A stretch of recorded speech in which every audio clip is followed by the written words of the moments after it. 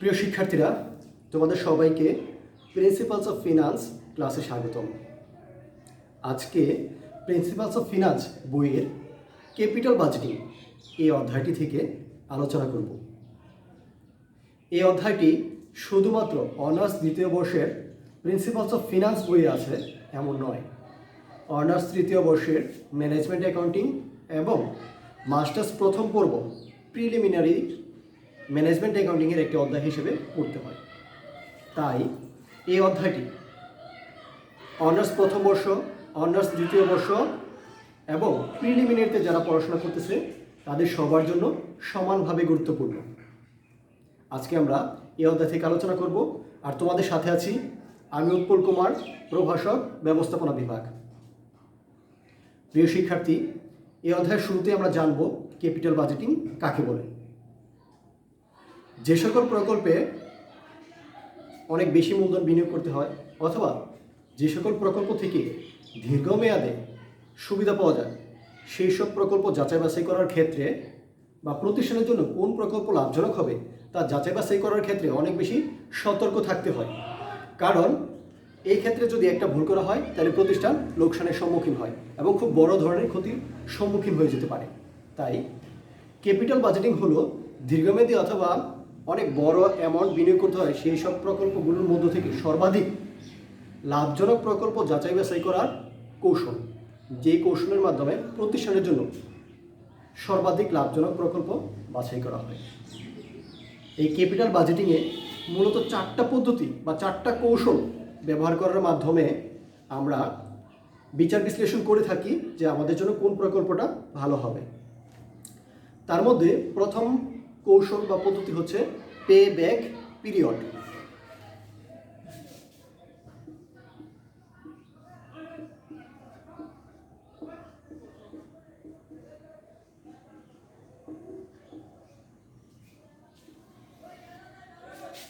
Payback period মানে হচ্ছে বিনিয়োগ পরিশোধকাল।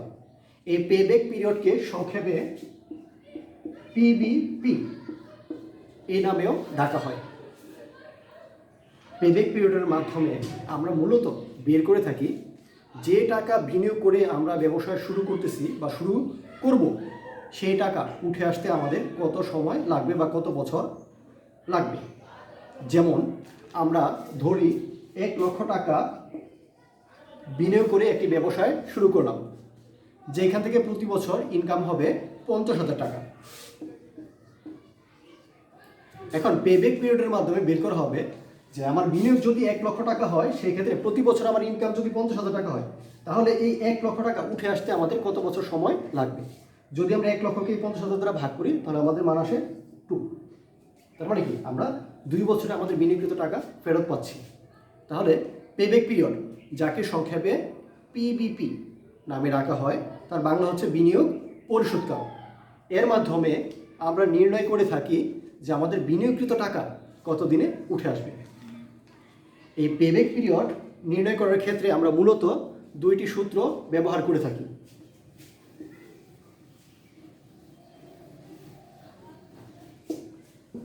সূত্র দুটি হলো পিবিপি সমান MCU ডিভাইডেড বাই CF এটি। আর দ্বিতীয় সূত্রটা হচ্ছে পিবিপি সমান A plus NCU minus C divided by D। এখন সূত্র আছে 2টা, আমরা কখন কোন সূত্র ব্যবহার করব।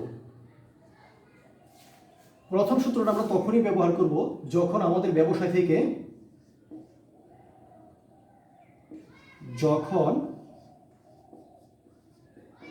নগদ আন্তঃপ্রবাহ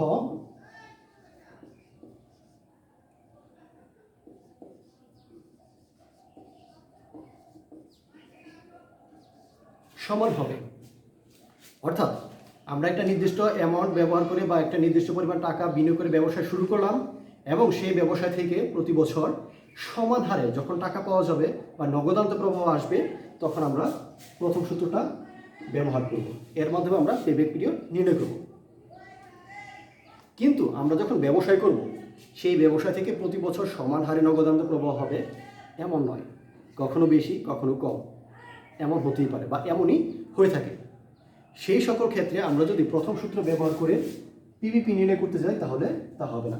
সেই ক্ষেত্রে যখন নাকি নগদান্ত প্রবাহ অসমান থাকবে তখন আমাদের পেব্যাক পিরিয়ড নির্ণয় করার ক্ষেত্রে দ্বিতীয় সূত্র ব্যবহার করতে হবে। তাহলে কি দাঁড়ালো, যখন নগদ আন্তঃপ্রবাহ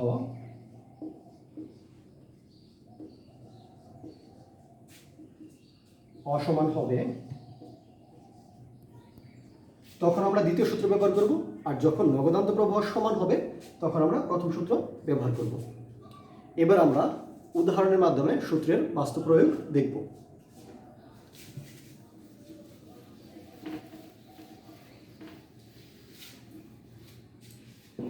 যেমন আমরা ধরি কোন একটি প্রকল্পে ইনভেস্টমেন্ট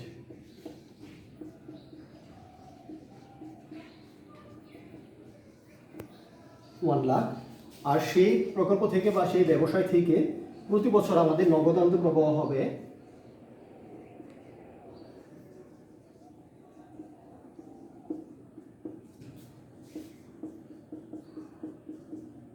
নগদান্ত প্রবাহ হবে 40,000। প্রিয় শিক্ষার্থীরা, আমি আরেকবার বলতেছি, আমরা ধরলাম যে কোনো একটা প্রকল্পে আমাদের বিনিয়োগ করতে হবে 1 লক্ষ টাকা, আর 1 লক্ষ টাকা বিনিয়োগ করে আমরা যে ব্যবসাটা শুরু করতেছি সেই ব্যবসা থেকে প্রতি বছর আমরা 1 থেকে 5 মানে হচ্ছে আমাদের 5 বছরের ব্যবসা, এবং 1 থেকে 5 পঞ্চম বছর পর্যন্ত আমরা প্রতি বছর 40,000 টাকা করে পাবো। যখন এমন প্রতি বছর সমান হারে টাকা পাওয়ার কথা উল্লেখ করা থাকবে তখন আমরা পিপিপি নির্ণয় করব প্রথম সূত্রের মাধ্যমে। এই ক্ষেত্রে পিপিপি সমান এনসিও ডিভাইডেড বাই সিএফ এটি। এনসিও মানে হচ্ছে নেট ক্যাশ আউটফ্লো, মানে হচ্ছে যে টাকা বিনিয়োগ করে আমরা ব্যবসায় শুরু করতেছি, ইনভেস্টমেন্ট। আমাদের এখানে ইনভেস্টমেন্ট হচ্ছে 1 লক্ষ ডিভাইড বাই সিএফএটি মানে হচ্ছে নগদান্ত প্রবাহ, cash flow after tax 40,000।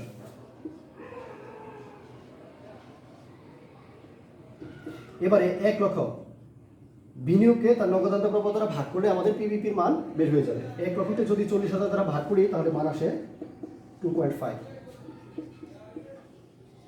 Years. আমাদের পিপিপির মান বের হয়ে গেল। তাহলে প্রিয় শিক্ষার্থীরা কি বের হলো, যে আমরা যদি 1 লক্ষ টাকা বিনিয়োগ করে একটি ব্যবসা শুরু করি এবং সেই ব্যবসায় থেকে প্রতি বছর 40,000 টাকা করে নগদান্ত প্রবাহ আসে, তাহলে আমাদের বিনিয়োগকৃত টাকা উঠে আসতে সময় লাগবে 2.5 বছর।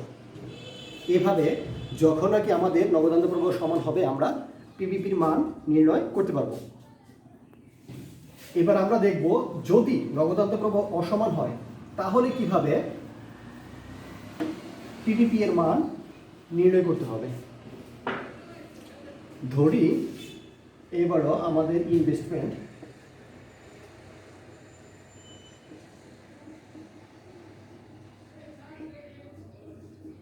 5 লক্ষ টাকা,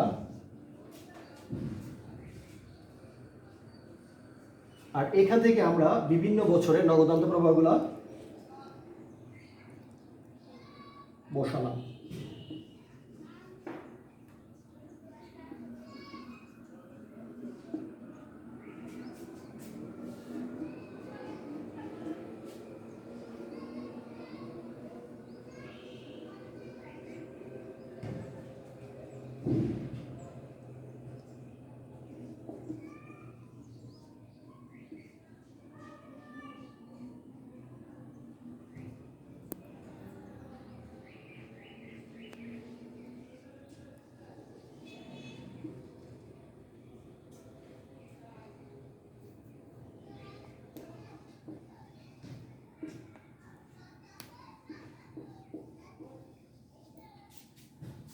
এভাবে যদি বিনিয়োগের পরিমাণ এবং নগদান্ত প্রবাহ এক এক বছর এক এক রকম দেওয়া থাকে তাহলে আমরা কিভাবে পিপিপি মান নির্ণয় করবো তা লিখতেছি।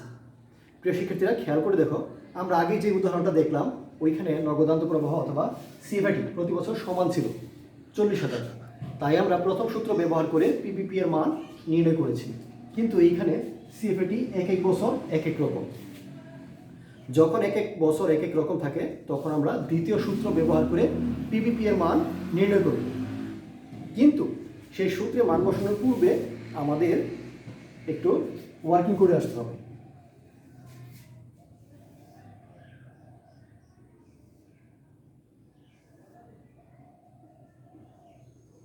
ইয়ার সিএফএটি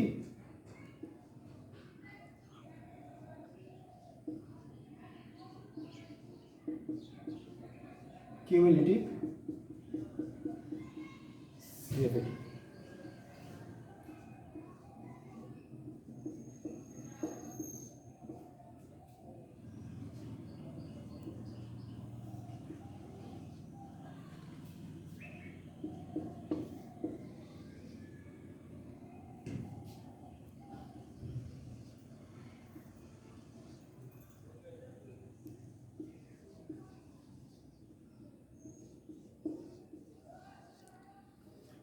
ইয়ার আর সিএফএটি এই দুটো আমাদের প্রশ্নে দেওয়াই আছে, আমরাও সেটা বসালাম।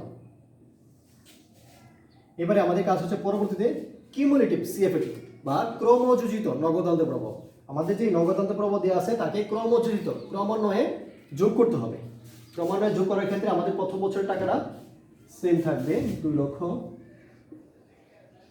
প্রথম বছরের টাকার সাথে আমরা দ্বিতীয় বছরের টাকাটাকে যোগ করব। 2 লাখের সাথে যদি আমরা 1,50,000 যোগ করি তাহলে হয় 3,50,000। এবার দ্বিতীয় বছরের ক্রমযোজিত টাকার সাথে আমরা তৃতীয় বছরের নগদান্ত প্রবাহ যোগ করব, তাহলে হলো 5,50,000। তারপর চতুর্থ বছর যোগ করব 8,50,000। তারপর পঞ্চম বছর যোগ করব 11 লক্ষ। এই ছকটা কমপ্লিট করার মাধ্যমে বা এই ছকটা ক্যালকুলেশন করার মাধ্যমে এবার আমরা সূত্র বসাবো এবং সূত্রে মান বসানোর মাধ্যমে কমপ্লিট করব বা আমাদের ক্যালকুলেশন সম্পূর্ণ করব। এবার আমাদের সূত্র হচ্ছে পিভিপি সমান A plus LCO minus C divided by D. প্রিয় শিক্ষার্থীরা, এখানে এ মান হচ্ছে সম্ভাব্য বছর, কোন বছর আমাদের বিনিয়োগকৃত টাকা ফেরত আসতে পারে। সেই ক্ষেত্রে আমাদের যে কিউমুলেটিভ সিএফএটি থাকবে এই টাকাগুলোর মধ্য থেকে আমাদের দেখতে হবে আমাদের বিনিয়োগের সাথে কোথাও মিলে কিনা। আমাদের বিনিয়োগ ছিল 5 লক্ষ টাকা, আর এইখানে 5 লক্ষ কোথাও নেই, এখানে বেশি আছে এখানে কম আছে। সেই ক্ষেত্রে আমাদের সম্ভাব্য একটা বছর ধরতে হবে যে বছর আমাদের টাকাটা ফেরত আসতে পারে। এই সম্ভাব্য বছর ধরার ক্ষেত্রে আমরা কিউমুলেটিভ সিএফএটি বা ক্রমযোজিত নগদান্ত প্রবাহ যেখানে বিনিয়োগের কমের দিকের কাছাকাছি আছে, যেমন আমাদের বিনিয়োগ 5 লক্ষ টাকা আর এখানে আছে 5,50,000 টাকা, বেশি কোনো অবস্থাতে ধরা যাবে না। বিনিয়োগের কমের দিকে কাছাকাছি যেটা আছে এটা দেখতে হবে, এটা হচ্ছে 3,50,000 টাকা। আর এটা যে বছরই থাকবে তা হচ্ছে এ। তাহলে এর মান আমরা পেলাম 2 প্লাস এলসি হলো বিনিয়োগের পরিমাণ 5 লক্ষ, সি হচ্ছে সম্ভাব্য বছরের ক্রমযোজিত টাকা।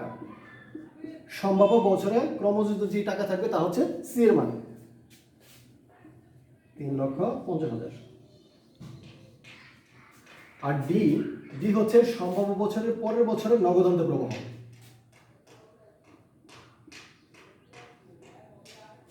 ডি হচ্ছে সম্ভাব্য বছরের পরের বছরের নগদান্ত প্রবাহ 2 লক্ষ।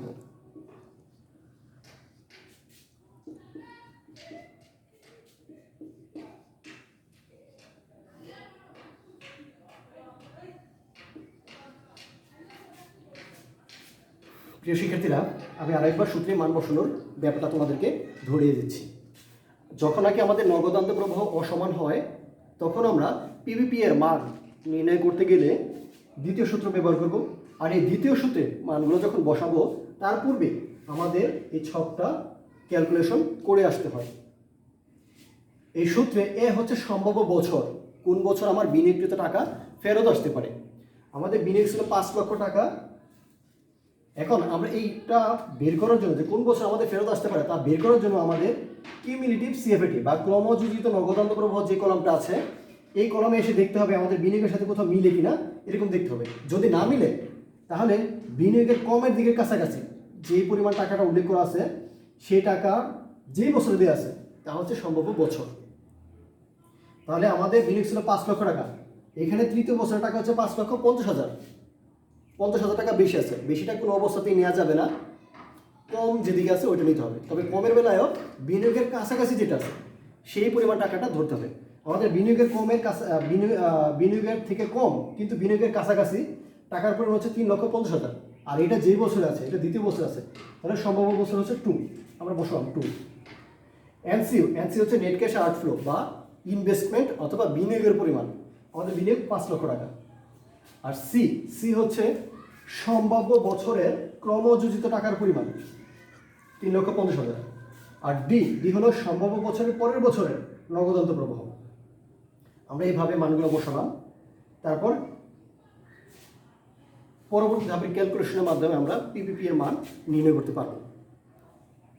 প্রিয় শিক্ষার্থীরা, যখন আমরা পিপিপি নির্ণয় করতে বলবে কোনো একটা প্রশ্নে, যখন আমাদের বিভিন্ন তথ্য দেওয়া থাকবে, আমরা প্রথমে দেখব আমাদের যে নগদান্ত প্রবাহ দেওয়া আছে তা প্রতি বছর সমান আসে কিনা। যদি সমান থাকে তাহলে আমরা প্রথম সূত্র ব্যবহার করব, আর যদি অসমান হয় তাহলে দ্বিতীয় সূত্র ব্যবহার করব। এখানে একটা ব্যাপার খেয়াল অবশ্যই তোমাদের রাখতে হবে যে সিএফএটি বা নগদান্ত প্রবাহ উল্লেখ করা আছে কিনা।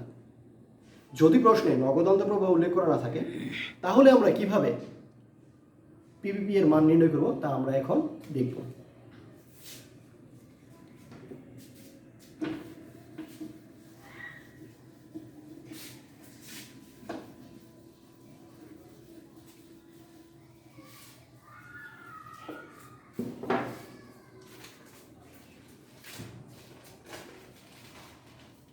আমরা একটা উদাহরণের মাধ্যমে দেখব যে কিভাবে নগদান্ত প্রবাহ না দেওয়া থাকলে পিপিপি নির্ণয় করতে হয়।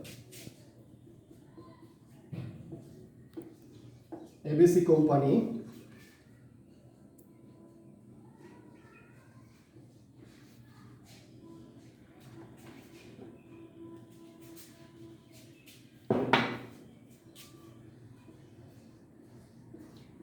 plans to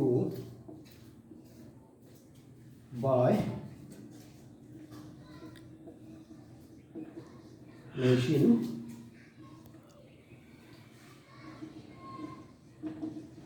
which cost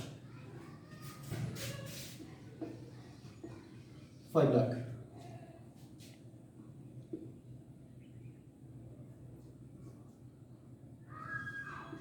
Tax rate is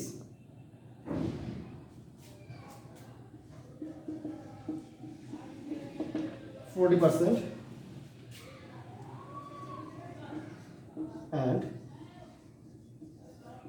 charge depreciation on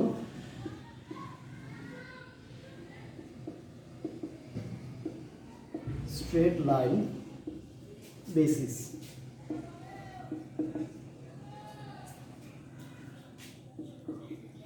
The following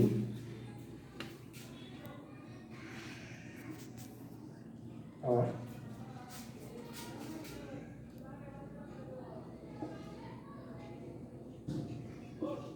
cash flows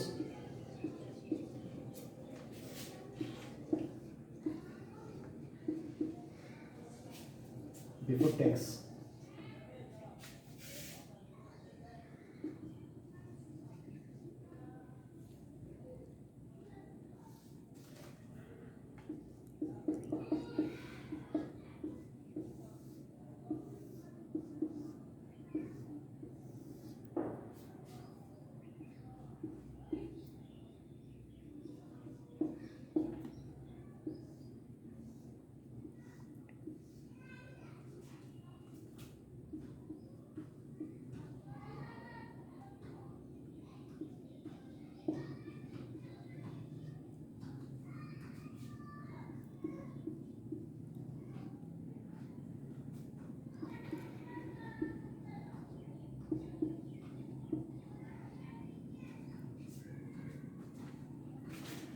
প্রিয় শিক্ষার্থীরা, আমরা একটা উদাহরণ লক্ষ্য করলাম যে ABC company plans to buy a machine which cost টাকা 5 লাখ।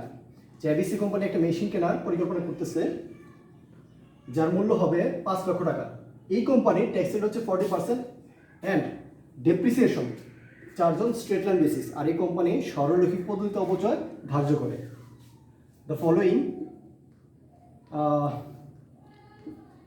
আর ক্যাশ ফ্লোজ বিফোর ট্যাক্স। কর পূর্ব টাকাগুলা এখানে উল্লেখ করা আছে। যখনই আমাদের টাকা দেওয়ার নগদান্ত প্রবাহ বা সিএফবিটি সিএফএটি যা কিছু উল্লেখ করা থাকবে, এই সকল উল্লেখ করার সাথে সাথে যদি ট্যাক্স রেট এবং ডেপ্রিসিয়েশন এই শব্দ দুটো উল্লেখ করা থাকে, তাহলে আমরা বুঝবো যে এই টাকাটা সিএফএটি না, নগদান্ত প্রবাহ না। এই টাকা দিয়ে যদি আমরা পিবিপি নির্ণয় করি তাহলে আমাদের নির্ণয়টা ভুল হবে। এক্ষেত্রে প্রথমে আমাদের এই টাকা থেকে নগদান্ত প্রবাহ বা সিএফএটি নির্ণয় করতে হবে, তারপর সেই টাকা দিয়ে আমাদের পিবিপি এর মান নির্ণয় করতে হবে। তো এবার আমরা দেখব যখন নগদান্ত প্রবাহ না দেওয়া থাকে তখন কিভাবে প্রতিষ্ঠানের পিবিপি এর মান নির্ণয় করতে হয়। তো পিবিপি এর মান নির্ণয় করার ক্ষেত্রে প্রথমে আমাদের এটা ক্যালকুলেশন করে আসতে হবে।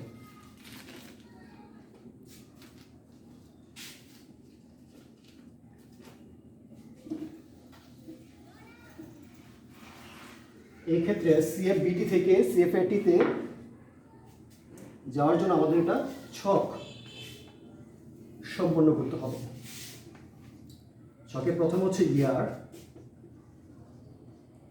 1 2 3 4 5 CFBT depreciation EBT tax EAT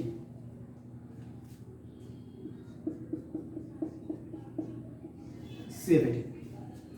এই 7 কলামের ছকের মাধ্যমে আমরা সিএফবিটি থেকে সিএফএটিতে যেতে পারবো। আমাদের প্রথম বছরের টাকা ছিল 1,20,000, 1,50,000, 1,60,000, 1,70,000, 1,80,000। এবার আমাদের সিএফবিটি যে টাকা দেওয়া থাকবে তা থেকে প্রথমে আমাদের ডেপ্রিসিয়েশন, এই কলম আমাদের ডেপ্রিসিয়েশন বা অবচয় বের করতে হবে।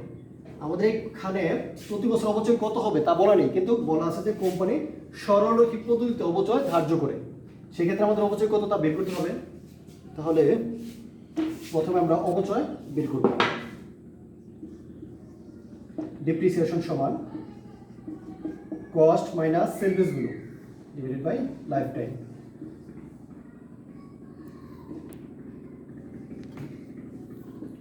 সম্পত্তির মূল্য থেকে ভগ্নাংশ মূল্য বাদ আর তার আয়ুষ্কাল দ্বারা ভাগ করলে আমরা অবচয় পেয়ে যাব। আমাদের এখানে সম্পত্তির মূল্য হচ্ছে 5 লক্ষ, তার কোনো ভগ্নাংশ মূল্য নেই, আর আয়ুষ্কাল হচ্ছে 5 বছর। তাহলে প্রতি বছর আমরা পেলাম 1 লক্ষ টাকা আমাদের অবচয়। তাহলে ডেপ্রিসিয়েশনের ঘরে আমরা প্রতি বছর 1 লক্ষ টাকা করে অবচয় বসাবো।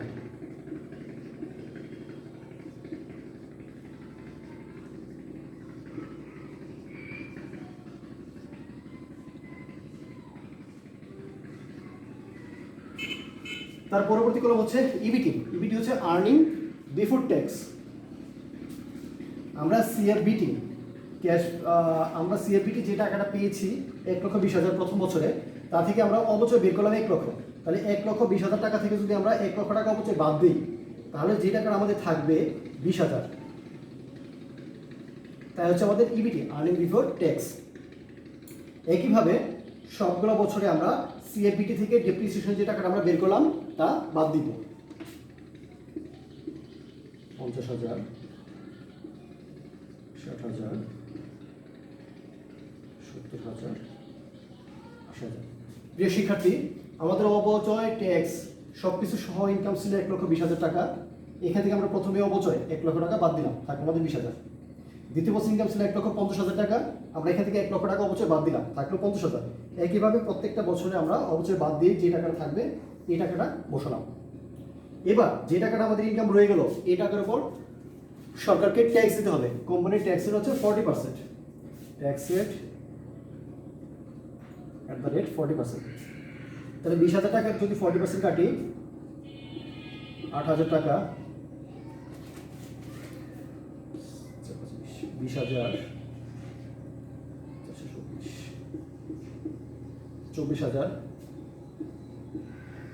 28,000, 32,000।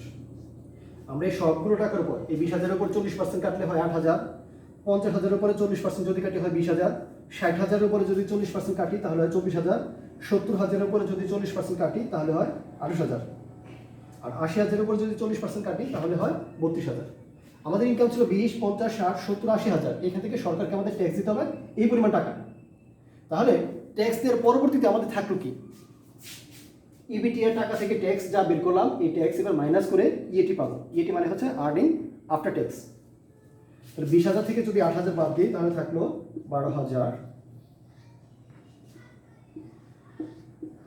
30,000, 36,000, 42,000, 48,000। ইবিটি এর যে টাকা ছিল তা থেকে ট্যাক্স বের করলাম। এবার ইবিটি এর টাকা থেকে ট্যাক্সের টাকা বাদ দিয়ে ইএটি বের করলাম। ইএটি হচ্ছে আর্নিং আফটার ট্যাক্স, অথবা এটাকে আমরা নিট লাভ বলতে পারি। এই টাকাগুলো বসালাম। এবার আমাদের কলাম হচ্ছে সিএফএটি। সিএফএটি হচ্ছে নগদান্ত প্রবাহ। ইএটি এর টাকার সাথে ডেপ্রিসিয়েশন যেটা প্রথমেই বাদ দিয়েছিলাম তা যদি যোগ করে দিই তাহলে হয় সিএফএটি।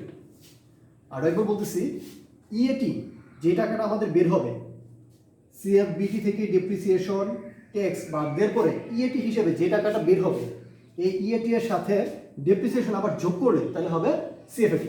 তাহলে আমাদের প্রথম বছরের ইএটি হচ্ছে 12,000, তার সাথে ডেপ্রিসিয়েশন 1 লক্ষ যোগ করলে হয় 1,12,000, 1,30,000, 1,36,000, 1,42,000, 1,48,000।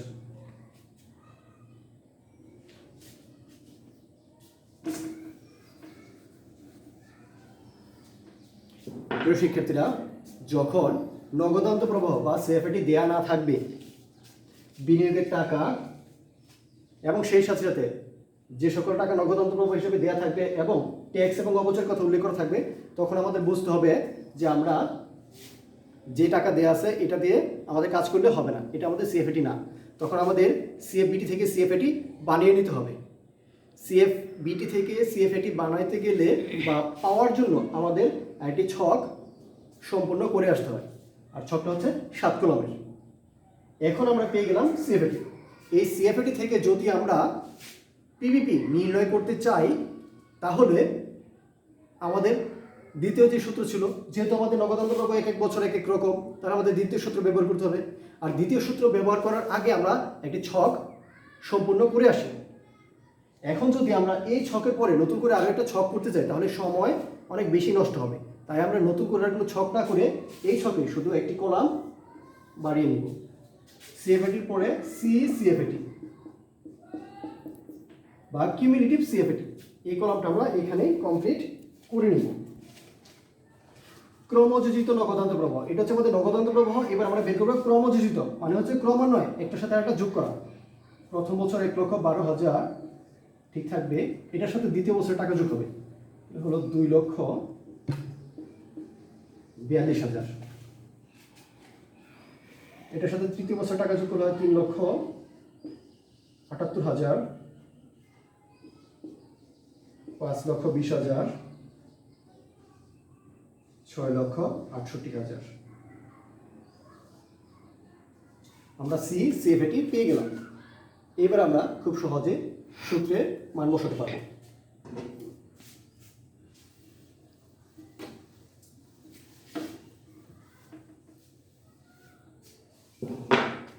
যখন নগদান্ত প্রবাহ অসমান হয় তখন আমাদের সূত্র ছিল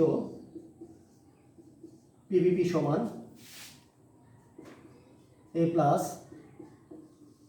NC minus C divided by D।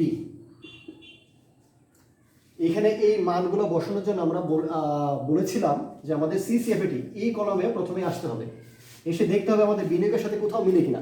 আমাদের বিনিয়োগ ছিল 5 লক্ষ টাকা, এখানে বেশি হয়ে যায়, বেশি কোনো অবস্থাতেই ধরা যাবে না। বিনিয়োগে কমের দিকে কাছাকাছি যে পরিমাণ টাকা আছে এটা ধরতে হবে, আর এটা যে বছরে থাকবে তা হচ্ছে এ এর মান।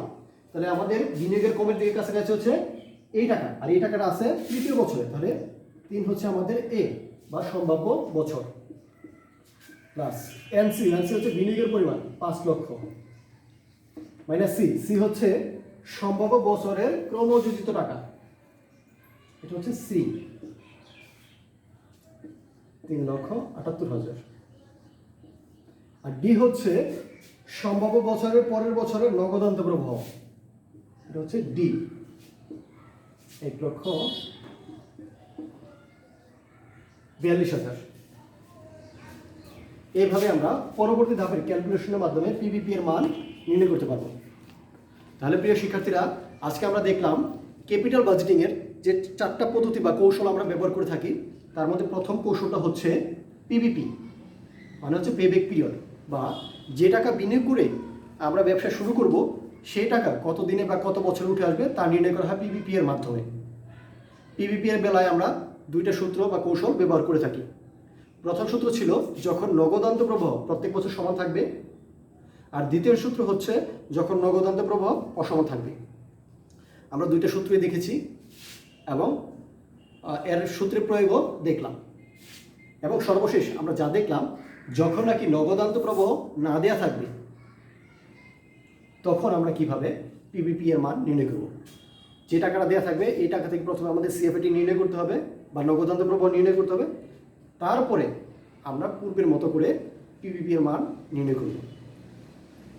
তোমরা বাড়িতে বই থেকে প্র্যাকটিস করবে, আশা করি তোমাদের এই বিষয়টা অনেক বেশি কাজে লাগবে। আর এই অধ্যায়টা যেহেতু অনেক বেশি গুরুত্বপূর্ণ, সবাই খুব ভালোভাবে চেষ্টা করবে। যদি কোনো প্রবলেম থাকে কমেন্ট করবা, পরবর্তী ক্লাসে আমরা সেইগুলোর সমাধান করে দেওয়ার চেষ্টা করব।